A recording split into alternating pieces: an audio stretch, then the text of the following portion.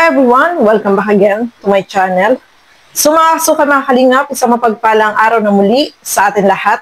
So for today's vlog, mga kalingap, ito, Kalingap Rob nagsalita na. So alamin po natin sa video na ito. Pero bago natin simulan yan, huwag niyo pong kakalimutang mag-subscribe, Val Santos Matubang, Kalingap Rob at Edna Vlogs at ang lingkod, Gandang Emmy.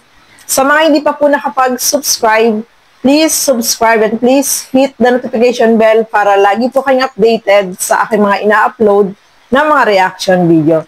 So eto, alamin natin mga kalingap, ano kaya yung masasabi ni Kalingap Rob about dito sa issue ngayon.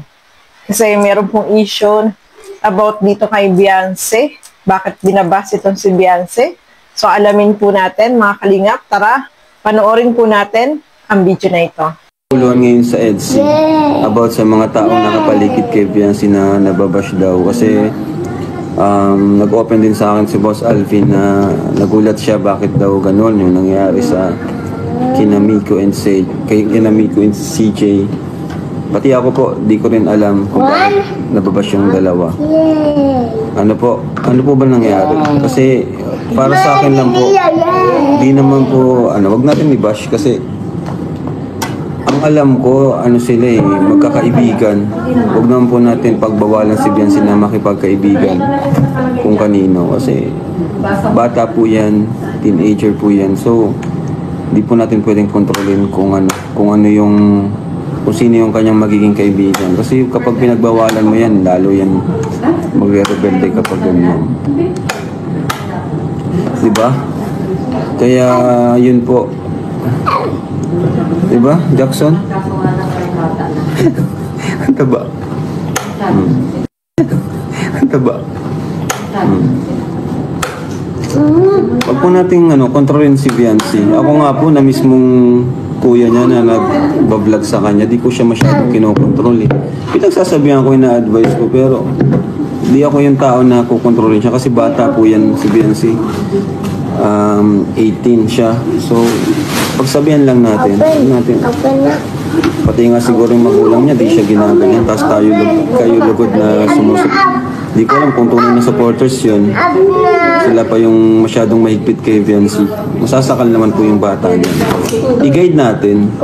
Huwag natin kontrolin. Kasi may mga kaibigan sila. Normal lang na magkaroon sila ng kaibigan. Normal lang na magkaroon sila ng kaibigan. Hindi naman pwede na kung sino yung nakakasama niya is ibabash naman po natin. Porque madalas kasama. Wala po tayong magagawa. Close sila kasi wala tayong magagawa. Kaibigan sila, close sila. And wala naman po nangyayari kay Beyonce masama, di ba? Mabuti na lang kung may sumbong na napiperwisyo si Beyonce or naabuso, etc. Mabuti na lang kung ganun. Di ba? Huwag po natin si Beyonce. Ako nga mismo, di ko yan di ko yan hinihigpitan si Beyonce. Ina-advisean ko lang siya, pinagsasabihan ko na kung ano yung dapat iwasan, dapat gawin. Kaya, yun po, mabuti yung bata, si Beyonce ay napaka-bait, di ba? Tapos, huwag natin siyang, kumbaga huwag nating sagarin yung kanyang pasensya. Like, kagaya nila Carla, nila Joy, magbabay po silang mga bata. So, yan po, mga kasukay, mga kalingap. Narinig natin yung sinabi ni Kalingap Rob. Huwag natin masyadong kontrolin, si Beyonce, kung sino yung magiging kaibigan niya. Tama naman po yun, Hindi natin siya pwedeng diktahan. Ito lang kaibiganin mo. Ito lang. Kasi tayo, yung mga i-guide lang natin, mga kalingap. Pwedeng pagsabihan, pwedeng bigyan ng advice, Pero yung kukontrolin na natin kung sino yung gusto niyang maging kaibigan na hindi na tama naman yun. Tama naman yung sinabi ni Kalingap Rob, Kahit siya nga daw ay hindi niya kinokontrol etong si Beyonce. Pero pinagsasabihan niya lang, binibigyan niya ng advice. So, baka naman mamaya nasasakal na si Beyonce, Kasi sobra na yung masyadong mahigpit.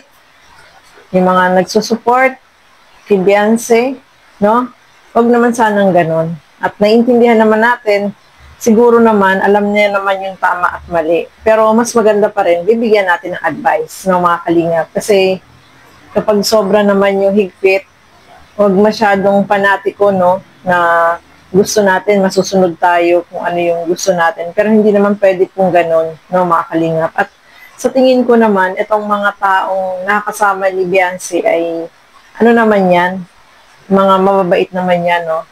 Hindi naman sila yung, sabi nga ni Kalinga Frog, wala namang ginagawang masama, no. Kung meron nang nakikita tayong ginagawang masama na hindi makakapagdulot ng maganda kay Beyonce, yun, tayo, magbigay tayo ng advice, no, mga kalingap. At eto nga, alam natin, itong mga kaibigan ni Beyonce, syempre hindi naman na niya pipiliin kung sino lang yung gusto niya maging kaibigan. Kasi sa totoo lang po, si Beyonce is napaka-friendly niyan, no? Yung makita ka niyan, agad kanyang, yung parang matagal mo na siyang naging nakausap, yung nakasalamuha, pero first time mo pa lang, pero nakikita mo na talagang palakaibigan po siya, no? Kasi mabait talaga si Beyonce, mga kalingap. Wala ka pong masasabi sa kanya. Kaya kahit siya, di ba may mga may post siya na pinost niya sa Facebook. Dahil syempre, naano din siya kasi yung mga kaibigan niya is nababas, no, mga kalingap. So, sana naman, wag nating ibas, wag naman tayo basta-basta mambas ng isang tao na wala namang ginagawang masama, ano. Kung nagkataon man na kasama ni Beyonce yung, halimbawa, si Nico, kaya si CJ, siguro meron silang yung may event or meron silang kagaya niyan yung nakaraan sa yung kumain sila. May ginagawa si dun sa cake, no? Inaayos niya. So, syempre, kaibigan niya, nandoon siya, no, mga kalingap. So, sana maintindihan natin. Sana wag tayong yung yung mamanduhan natin si Beyonce na ganito ang magiging kaibigan mo, wag kang sumama dyan. Hindi naman po pwede yun kasi si Beyonce naman ay may laya naman po yan.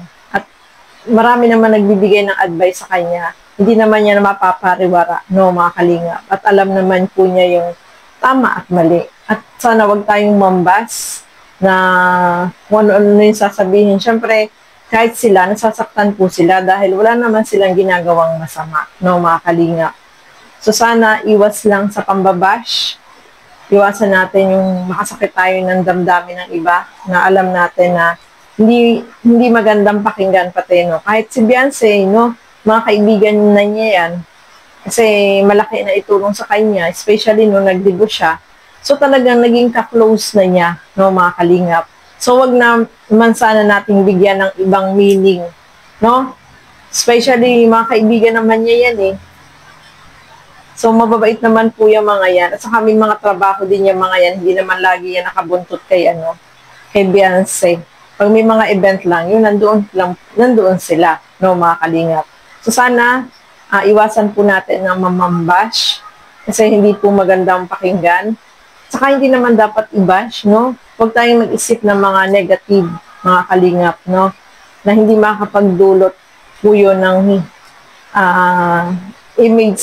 Makapag hindi, yung mga gano'n na, bashing. So, parang, wala tayong tiwala kay Beyonce, no, mga kalingap. Tiwala lang tayo kay Beyonce kasi hindi naman yan gagawa ng ikakasira niya, no? So, yun lang po, no, mga kalingap. Maraming salamat po sa inyong walang sawang panonood at pagsuporta dito sa aking mga ginagawang reaction video. Siyempre, suportahan po natin lahat ng mga Kalingap partners, Kalingap reactors. Support po natin. So, ayan, hanggang dito na lamang po muna. Thank you so much and God bless po sa ating lahat. Bye-bye!